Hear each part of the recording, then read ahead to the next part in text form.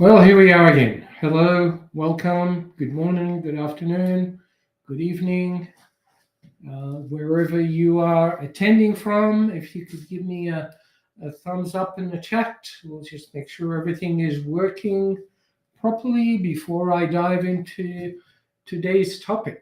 And as usual, it's another exciting topic. And as you know, when I've been talking about this, this is not only a pre-book launch, but it's also the course that will be available for those that want to do that as a way of accompanying the book and working through the book, but actually going through the exercises with others and completing all of the sessions in a workshop environment so that you actually get to implement it. Okay. As I go through these, there's a lot of information.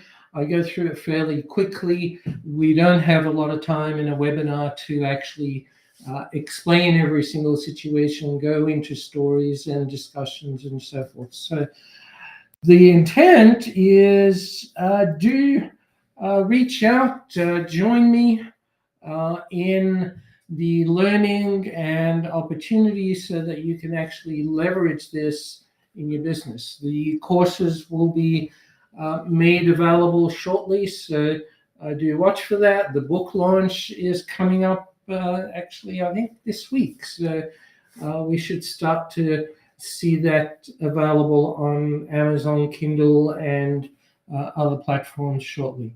But if you're interested, do reach out to me personally. Let me see if I can put that up here. Down here. Right. So that's the website, my email address. Do reach out, connect with me, and feel free to do that. Okay. So without further ado, let's get back to the launch. Thank you, Kimmy. Everything looks good. We're online. Depending where you're from, please just share your wisdom with us as we go through this. I don't know if wisdom was the right choice of words there, but we'll just go with that. As you know, this is live. It's not pre-recorded. It's not edited. I'm sharing this information so that you can actually experience it real time. Okay. So slide 2. So far, week 1, we did week 2 last week. We went through, and this is part 2 of the book. So I'm into chapter 3 of the 6 chapters in part 2. This is an important one. All actually, these ones within part 2 of the book are to do with our thinking styles and our patterns and our behavioral judgments, biases, filters. We're diving into a lot of those areas, and we're going to do more of that today. So we confirmed last week, behavior is learned. We're not born with it. It's not innate, as some people may think. Yes, there are certain things that could be, but those innate things are really to do with our wiring of capability rather than the learned behaviors associated with those.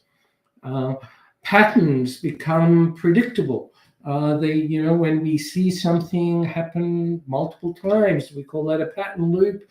We start to predict behavior based on what we've seen in the past. Programming is not personality. How somebody is programmed, and programmed, I mean their automatic unconscious response to a situation. So we talked about the trigger, then the pattern. So they get triggered, they go into their automatic pattern, they get an outcome, and it might be a positive outcome or a negative outcome. And as a leader, you get what you deserve. Okay. So we need to be aware of those habits are programmed, and new ones can be learned. That's what neuroplasticity, neuroscience has taught us. And so we throw away some of the things that happened in the 1900s, and we start to move forward with this knowledge and information that started in the 80s, but has really catapulted into the 2000s as we experience more and more knowledge through fMRIs, and there's just some amazing stuff happening that confirms our ability to learn things quickly, adapt. Our brain is constantly rewiring itself, right? It doesn't stop. And some things, you call it, I often joke around and say, I've forgotten more things than I realize. And until I get triggered and those things pop up, I go, oh, wait, yeah, I remember that, right? So the trigger is the important catalyst for that. Environments shape our behavior. We talked about how the environment is critical. There's all kinds of situations. We sometimes put it under culture, but environment is important. I often refer to an environment like war, okay? And we see that around the world, and we take people out of a normal home environment and we send them to fight, and the environment is so drastically different that they have to change and adapt, and then that whole process happens so quickly because of that environment. Okay, but when we bring them back, the environment is not drastic enough to be able to shift them back. So it takes a very long time for that to happen. Understanding environment within your business is like that. You need to know your environment, your culture. What are you building? What do you reward? What do you punish? All of those kinds of things. We don't want to punish things, obviously, but that's the patterns. All right, so moving on to now, what are we talking about? We're moving forward. The patterns you mapped wrong are really going to stifle your leadership opportunities, your team development, etc.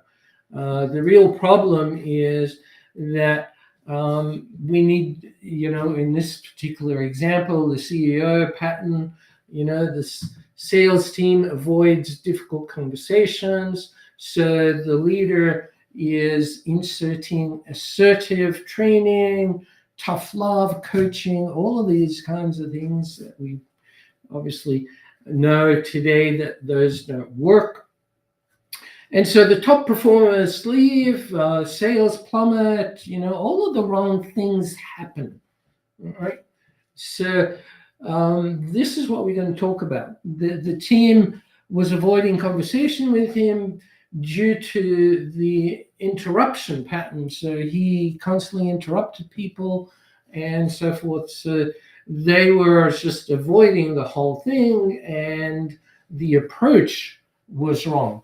Okay, the approach, we need people to be tougher, they need to work harder, we need to push them harder. It's wrong. Okay, so pattern recognition. The filter trap that we discussed and we've covered a lot in the past sessions is trigger, pattern, outcome. So that's what happens. I get triggered, I automatically go into a pattern, I get an outcome. I just talked about that. But really, how that came to be was the cue, the routine, and the reward. The reward is what gets rewarded is what gets repeated. That's what the brain is doing. The brain, as I mentioned last week, is lazy. It wants to move things into automatic unconscious buffer, if you like cache that we see in our browsers, because it loads instantly. Okay, And we're the same way. A lot of the technology that we see, AI and all of that, is trying to emulate what we do unconsciously. And sometimes it does it well, sometimes it does it really poorly. And there are instances that it just can't do it. I digress. All right. So, what's happening and what we're covering this week is really understanding your brain's filters, which are the cues of what you notice, right? So, if you like, triggers are the thing that launches somebody into an automatic response. When you observe that, we call that the cue.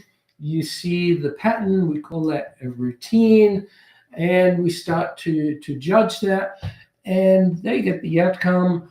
And when we don't do anything about that, the brain goes, oh, yep, that was great, so it went well, and becomes a reward, or they find ways of rewarding themselves. Okay. The filters that helped you succeed are now distorting the pattern you need to see clearly. And I'm just going to touch on that. So we'll go through a 6-step process today. So you'll walk away with the knowledge of how to do this. But again, as I mentioned, if you want to join the actual masterclasses, the workshops that we are doing around this, do reach out and let me know. I'll see if I can put that up on the screen again. Just let me switch gears here, right? So you can contact me and we can work through that. All right. So the 6 steps, I will go through them in a little bit more detail, but why your successful filters now create blind spots. You need to understand that first, and we'll touch on that. The behavioral data that your brain systematically deletes, and we touched on that previously. I will go into that a little bit more. How your unconscious biases show up in patterns that you see. So your biases are filtering, and you see things through those biases. So we'll talk about biases and filters. The confirmation loop, the pattern recognition into almost like an echo chamber. You know, you're reinforcing what you believe to be true, and that's a blind spot as well, right? When your interpretation patterns become your prison, right? Let's talk about that. Why your brain resists updating its pattern recognition software. So your brain is programmed, you are programmed. It's just like software, in my opinion, and a lot of people's opinion. But I come from a technology background, so I understand that. A lot of people think of emotion and feeling and things like that as the key to how they respond to situations. They don't often see that they were programmed through repetition, through reinforcement. Those feelings that you have are part of that process. But I won't get into that today. All right, so principle number 1, let's talk about the filters are not flaws. Your filters, you filter success based on your success story. Okay, so what does that mean? It means that maybe if you came from a finance background, your filters are around return on investment or costs and budgets. So you see everything through your lens of your expertise, okay? If you're in sales, your filters, maybe you spot opportunities, or you build relationships, or you ask for referrals. You know, your lens is constantly looking for opportunities. If you're an operations person, you will see risks and problems that need to be solved, and you'll see those patterns. And those are the things that made you successful in that function. Okay. But they are the things that also limit your skill as a leader. Okay. If that's all you're going to see, then you're going to be stuck seeing the same thing. And as a leader, you need to open up your mind to being able to see a lot more than just that. So if we talk about your success strategy, your success filters that got you to where you are today, right?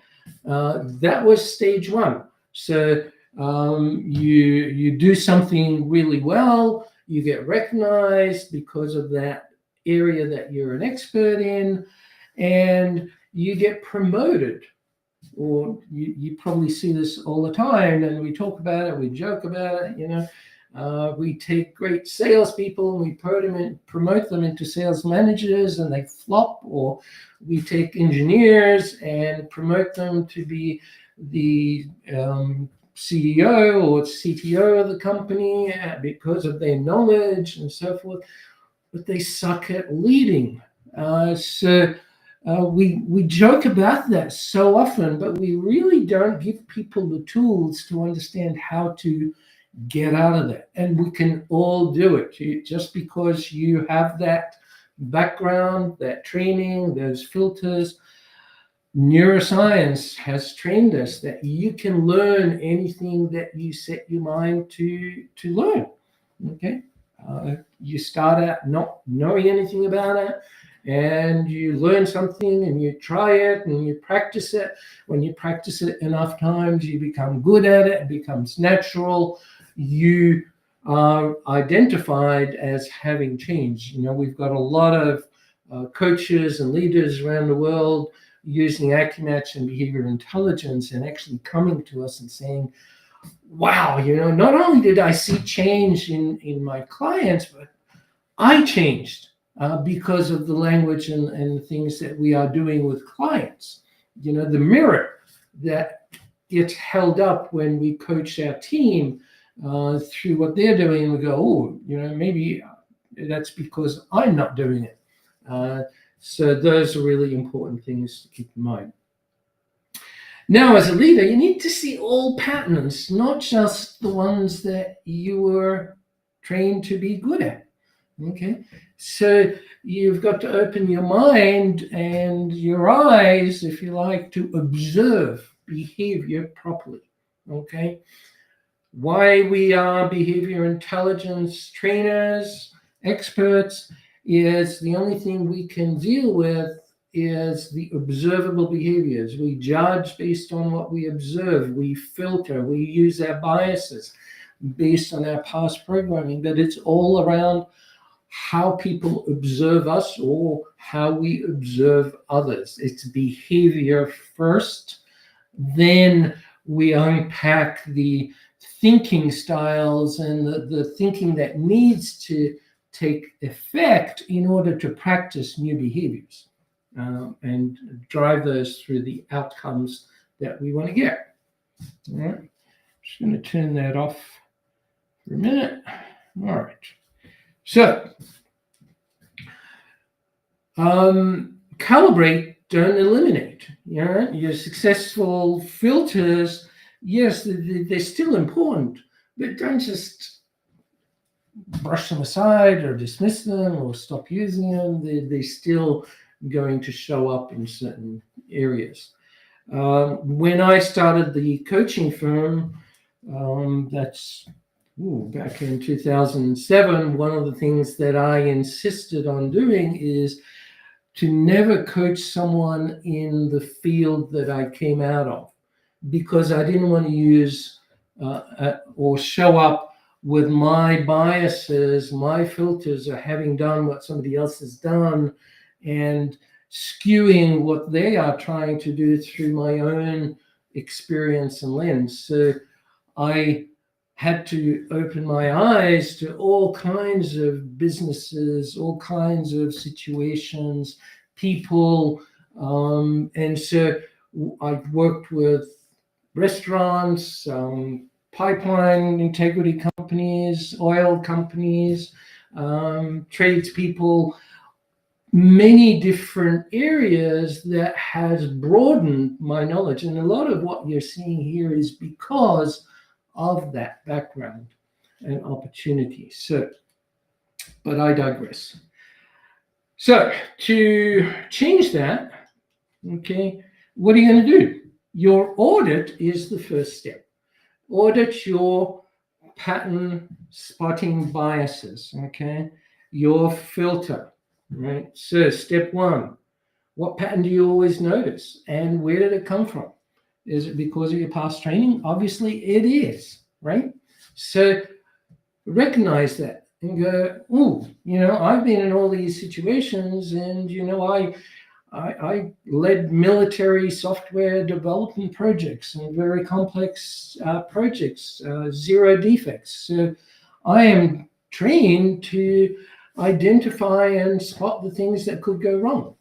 Okay. But as a leader and as a coach, I have to put that aside and allow people to be human. Okay. Allow me to be human. So that's a conversation for another day, but it's an important one. Open that up, but before you can do that, you got to spot the pattern. Okay. So what you notice first is really from that past conditioning.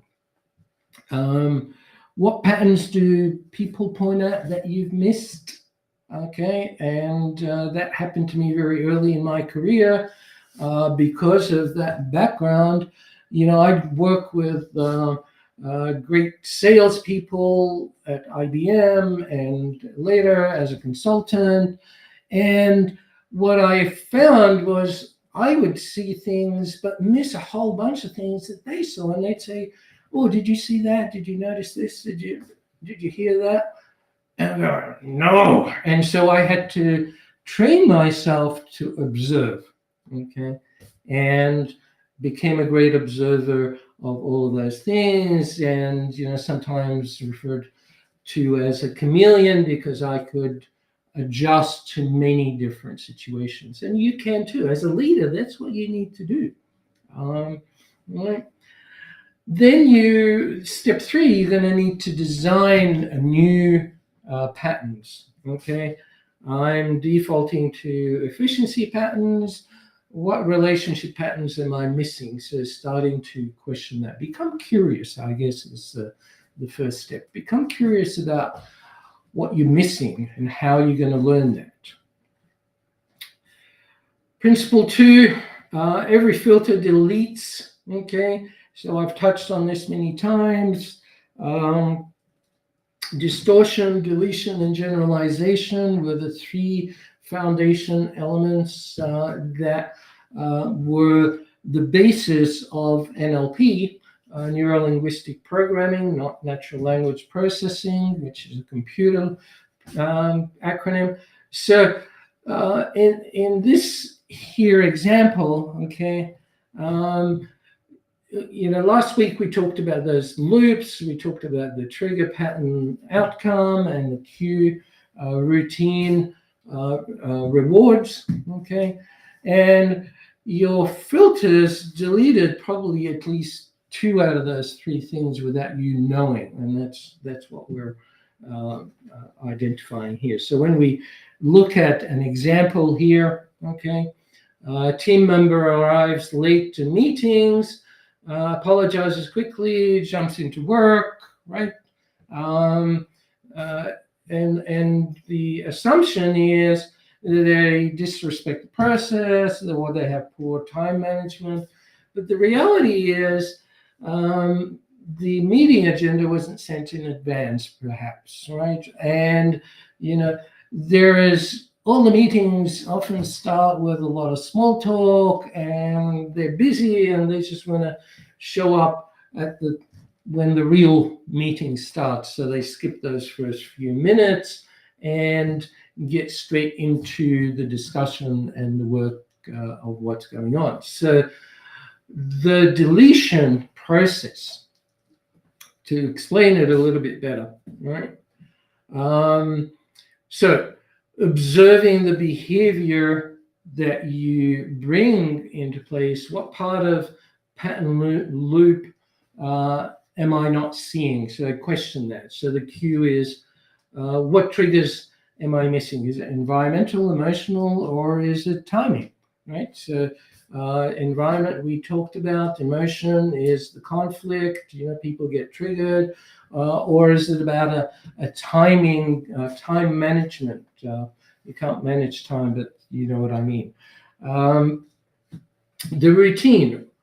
What behaviors am I dismissing as unimportant? And I'll talk a little bit more about that in a sec. What needs might this person be meeting that I don't value? So what am I not seeing? And is it through my biases, my blind spots, if you like, because I've deleted those without realizing? Okay, so let's talk about that a little bit more. Choose a pattern, examine it, and so on. So now we go into the third one, which is biases are behaviorally expressed in pattern recognition. What does that mean? Your unconscious patterns are your preferences. And again, this might be repeating what I said earlier on, but just to make the point, which team member behavior patterns do you scrutinize first? Okay, that's your first question. Okay, which ones do you interpret positively? What behaviors do you interpret positively, and which ones do you interpret negatively? Okay. What type of rewards do you assume people are seeking? And are they based on your own biases? This is where your biases are really skewing what you might be wanting to do. They create those blind spots. Right?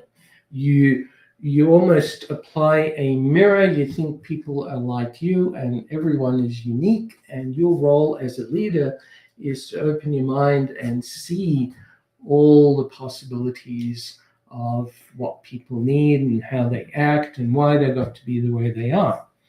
So bias pattern audit looks something like this.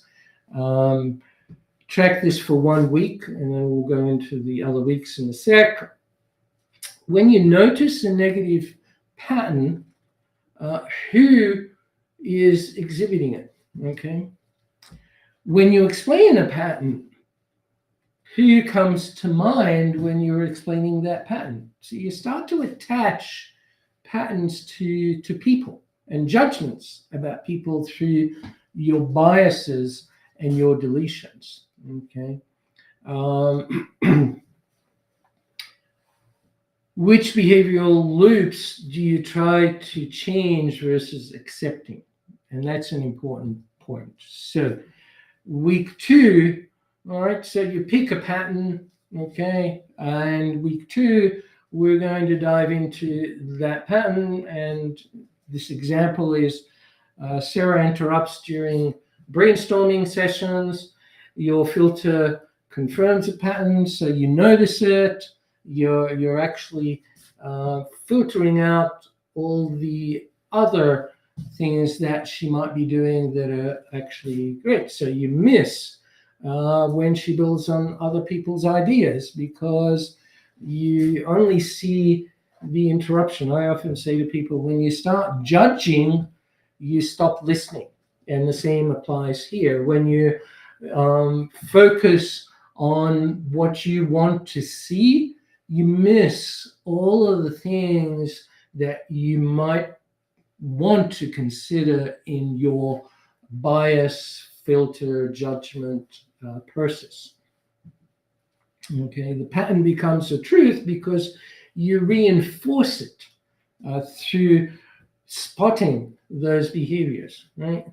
So before acting on any behavior pattern, here is a process. First, name the pattern, okay? Assume you're wrong and do the contradictory data analysis. What if I was wrong? What if I misinterpreted that? we used to call it just have an open mind about what's possible. This is giving us more specific tools on how to act in those situations, right? Test the pattern. What if withdrawal is the processing style? It's not avoidance, okay? What if this is someone, and I know a lot of people like that, just as a by the way, they're quiet, they don't always jump in conversation, but they are processing, okay? And you need to give them space to do that. You need to encourage them to participate, right? Misdiagnosing is the issue. We misdiagnose based on our own biases and filters. Principle 5, the most dangerous leadership moment. This is the interpretation.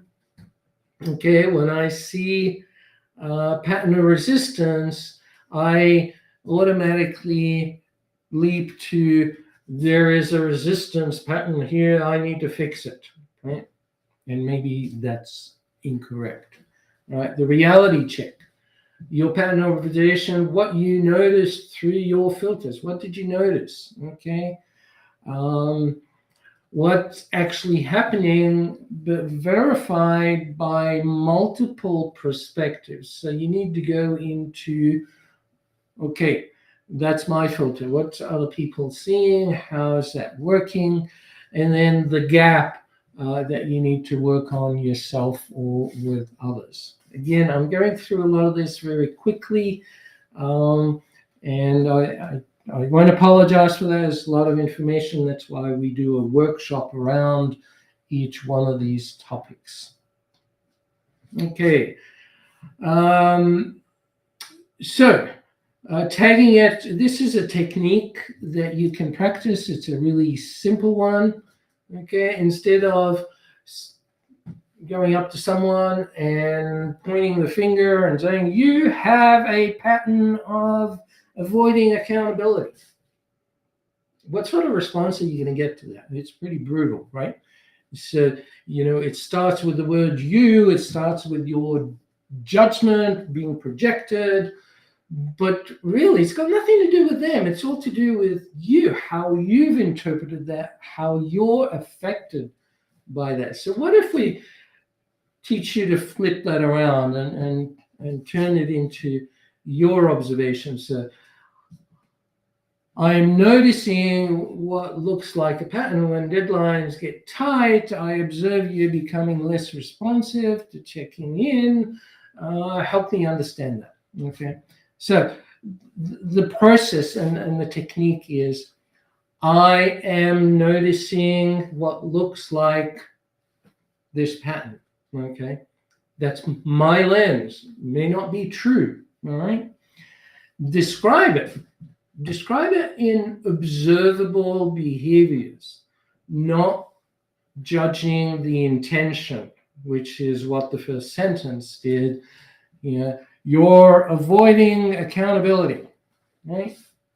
That's a judgment. It's not the observable behavior. You need to describe the behavior, right?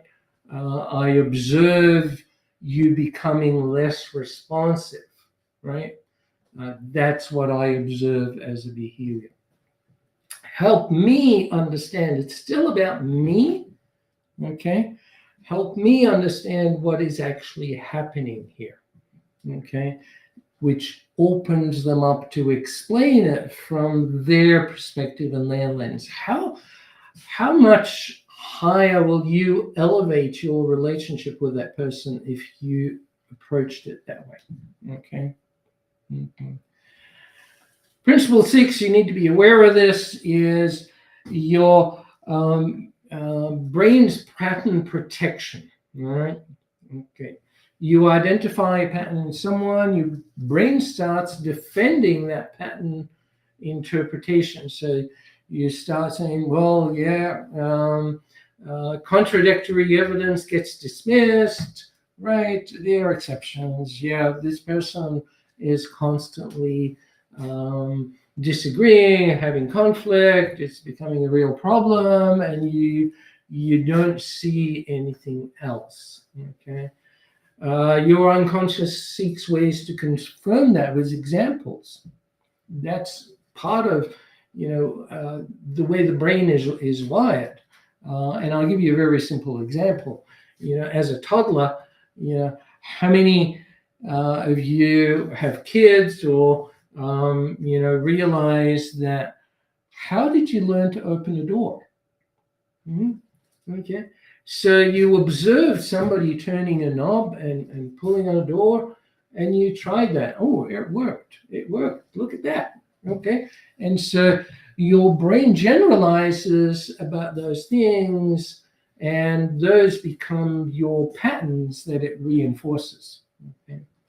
And so it rewards itself through looking for information that supports that. Look, I opened another door. Look, I opened another door. I got out. Yeah. I can tell you fun stories about that.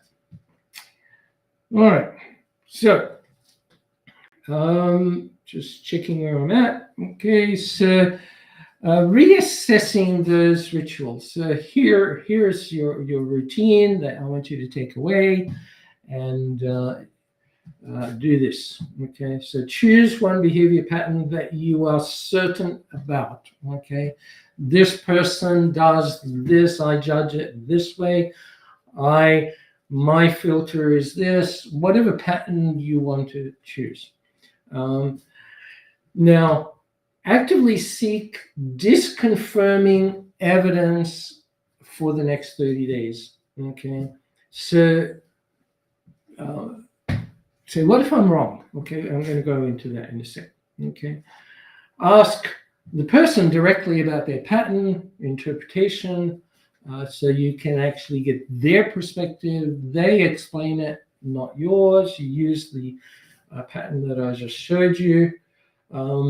If evidence warrants a revision, update your leadership response. So when you get that other person's perspective, start to adjust your biases, your filters, so that you can respond differently. All right, and celebrate those, because your brain needs to, in order for it to repeat it enough times, it's just like working out in a gym. You need to reward it. You need to know the outcome that you get from that. Okay, and that's the positive reward that you will get from that. Good example there. I thought Maria had a pattern of poor follow through. Okay.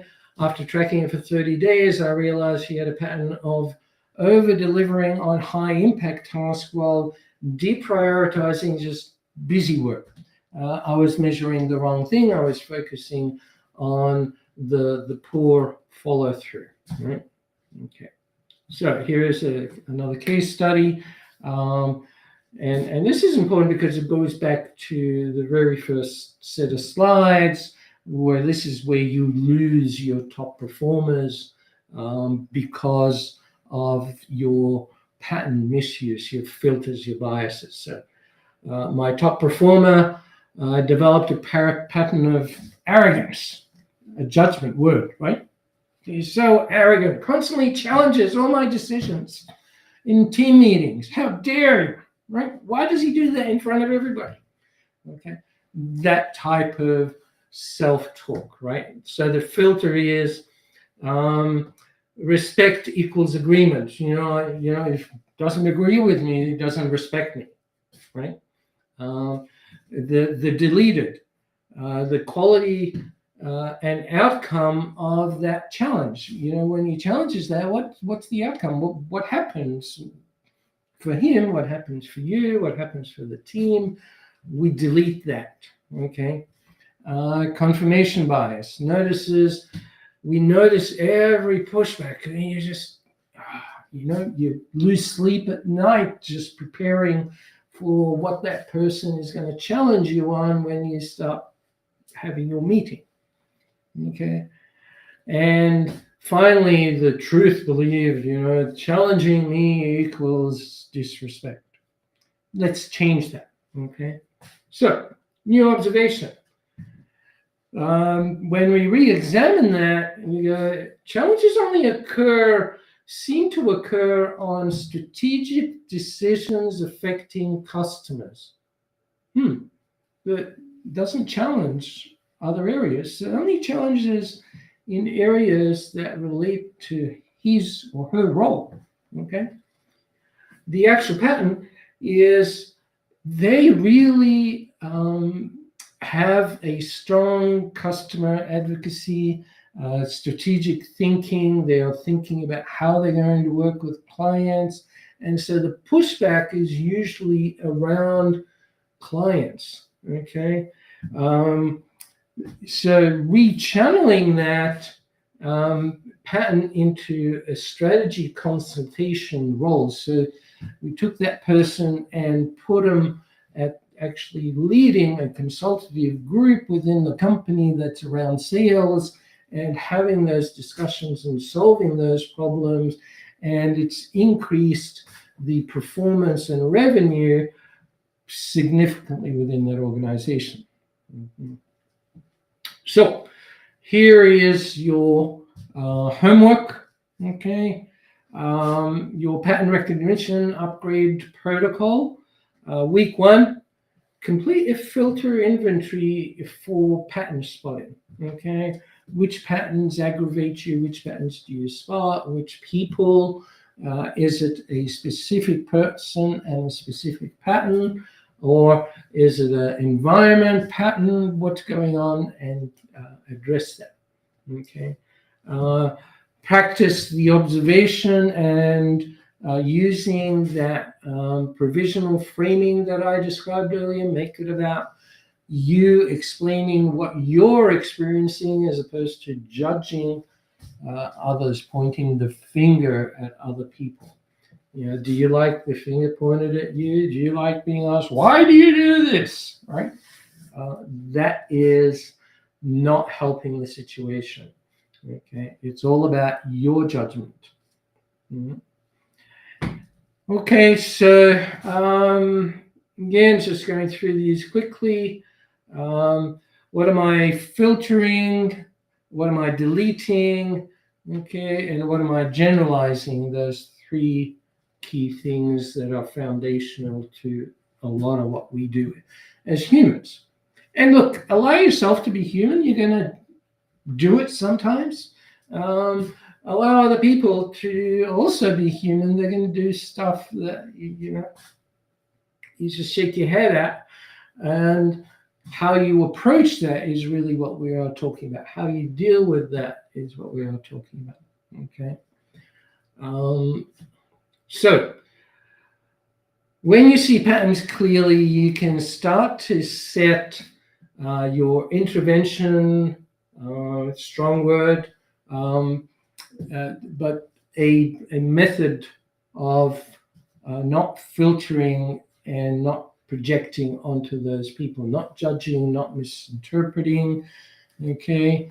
The culture is going to shift, right? So you're going to get much better results. Performance will accelerate. So when you do all of this, you start to get the multiplier effect. Okay. So do take time to do that. All right, looking at the time, as usual, I'm starting to go over, but just recapping here a little bit. So what we covered is identifying your dominant patterns, your filters, right? Looking at what you're deleting, because those are your blind spots. That's why we use the AccuMatch map to help people very quickly spot what they are, what their biases are, right? Because what you're biased towards can often have a blind spot in the things that you delete. Okay. When I communicate a new project, I might only go into the objectives, the outcomes, the exciting stuff and leave out the detail. And the team want the detail. They don't they understand that we run a business and we need to achieve our outcomes, but they want to know how they're going to do it, how it's going to affect them. And so they might be quiet, or they might be questioning, and it's not out of disrespect or it's not out of disengagement. It's really not understanding their requirements and judging it through your own lens. So be careful of those kinds of things. All right, so we talked about handling resistance and measuring progress, etc. All right, so do judge online. I know I kind of turned off my chat here. Great. Very interesting. Yeah, thank you. So some feedback there. We will be answering questions. If you need to reach out and discuss anything that you have gotten from today, feel free to chat with us, or book some time to discuss your situation, what you want to do as a leader or as a coach. And don't forget, keep your eye out for the book launch. There'll be something on all the platforms in the coming weeks to launch the book. We're still just touching up a few things at the moment. And this is volume 1 of a 2-volume series. I couldn't fit all 400 strategies in one book, 414, I think it was. So we split it up into 2 volumes. They do overlap and work together. So I hope that you will join us in that launch and that product. All right. So that's it for me for today. So I hope you've enjoyed the session. I look forward to your comments and working with you all. So take care. See you next week. We do have exciting topics coming weeks as I get through the remaining chapters of this book. So thank you. See